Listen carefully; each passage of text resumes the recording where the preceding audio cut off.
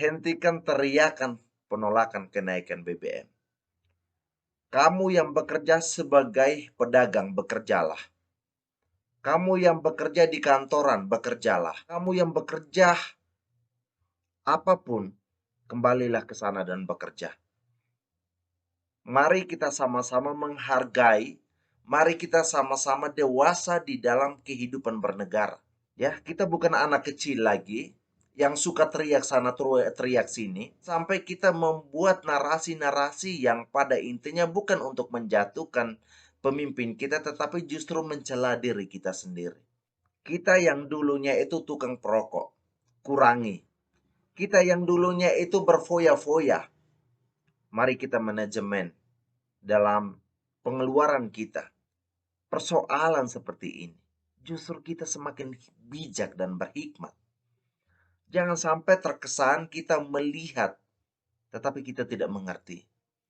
Kita mengerti, tapi kita tidak melakukan. Kita melakukan, tetapi tidak sesuai dengan sasaran.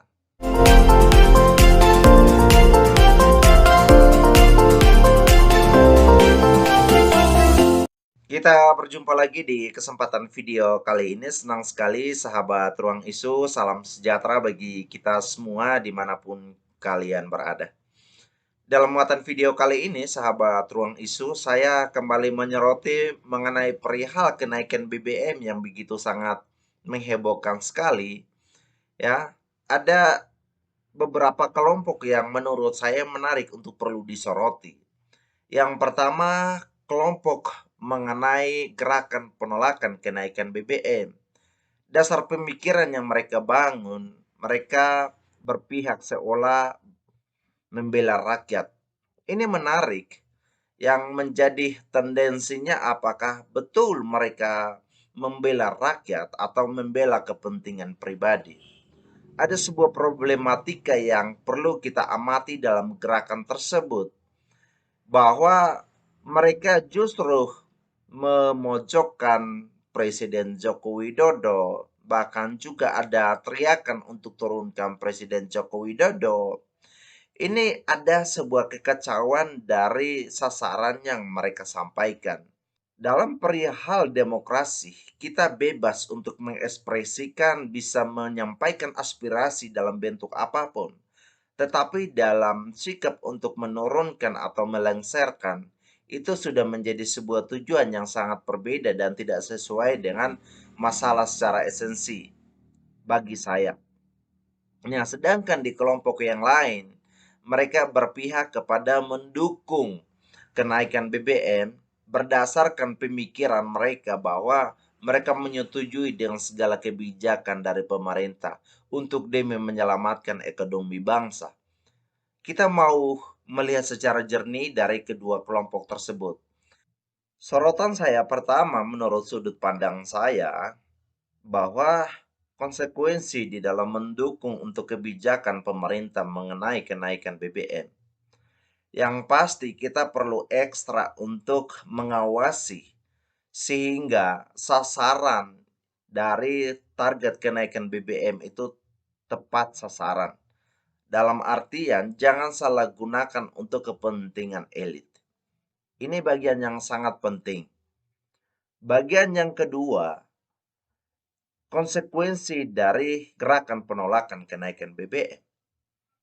Kita perlu awasi supaya jangan sampai itu ditunggangi, dipolitisasi untuk mencari elektabilitas, untuk kepentingan pendukung, untuk sebuah keuntungan pribadi.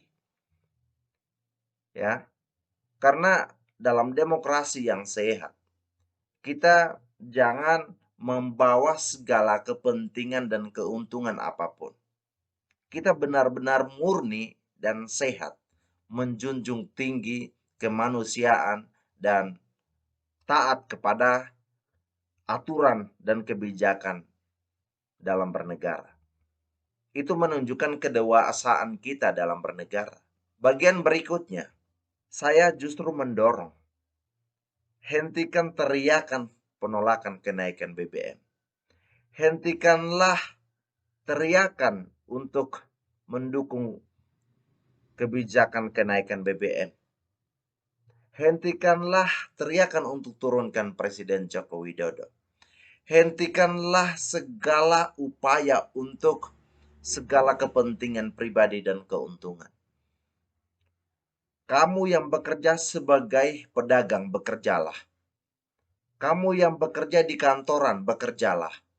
Kamu yang bekerja apapun, kembalilah ke sana dan bekerja. Mari kita sama-sama menghargai, mari kita sama-sama dewasa di dalam kehidupan bernegara. Ini bagian yang sangat esensi.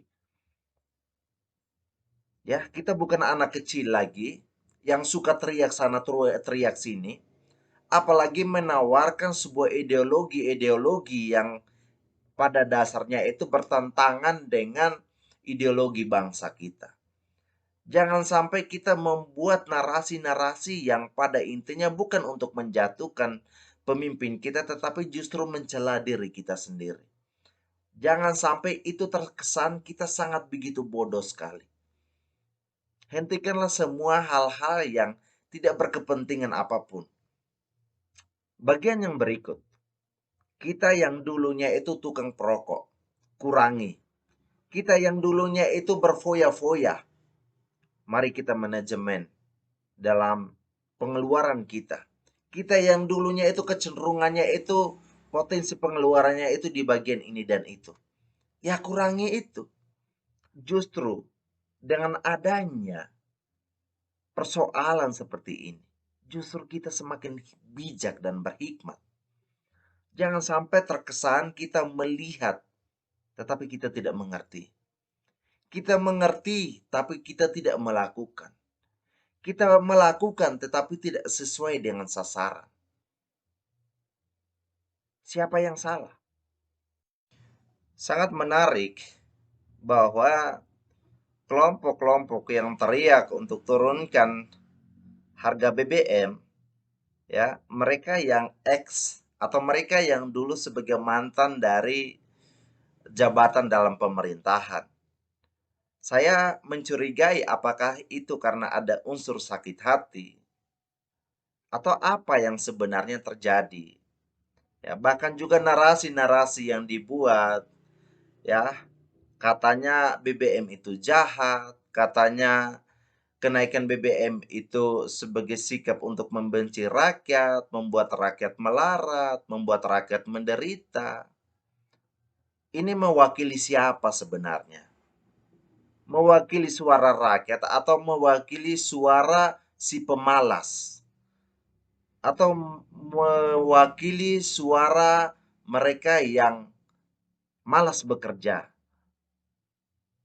Kita perlu serius untuk mengenali akar dari sebuah narasi. Artinya apa sih yang melatar belakangi secara mendasar gitu.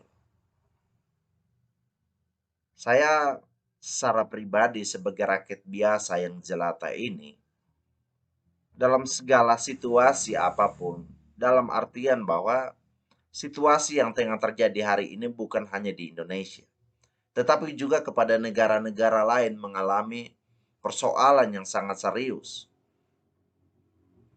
Tapi saya secara pribadi dalam posisi saya mendukung kebijakan pemerintah untuk kenaikan BBM dan melalui itu mendorong saya untuk semakin lebih keras bekerja, semakin lebih semangat bekerja karena manajemen dalam pengeluaran dan keuangan itu perlu kita perhitungkan dengan serius.